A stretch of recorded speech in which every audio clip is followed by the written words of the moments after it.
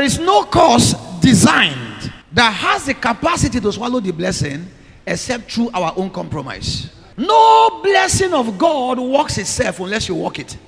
It's not a blessing, it's the blessing. Definite article. Because the blessing came into manifestation at the very beginning. And God blessed them and said, be fruitful, multiply, dominate the earth, have dominion over the fish of the sea, the birds of the air, and over every animal that runs upon the earth. So man's dominion traverses these three realms of existence: land, sea, and sky. However, man's inability to make the blessing work is where there's a problem. Because the blessing is not something you can hold physically. Can I talk to you now? Your car is not the blessing. Your house is not the blessing. Your children are not the blessing. Your wife, your husband is not the blessing. God does not bless things. God blesses men.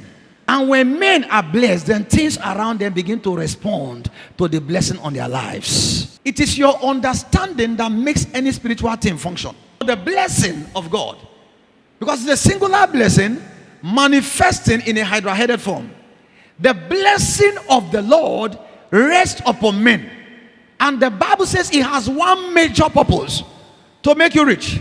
And number two, it does not attract sorrow.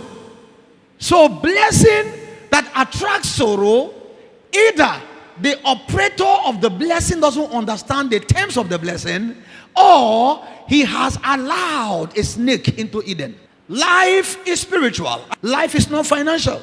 Life is not material. Life is not marital.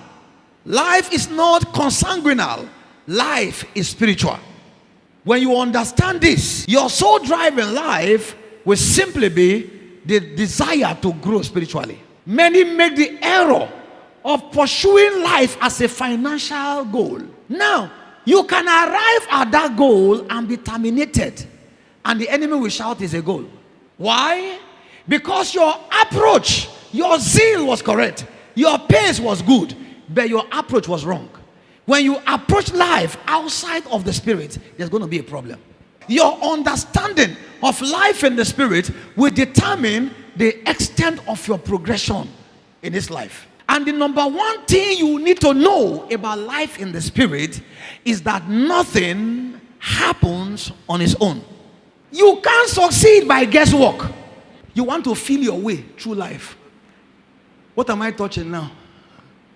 Is it a man or is it a pillar? You go down. Let me tell you something, beloved. Until you know the way, you won't know when you get there.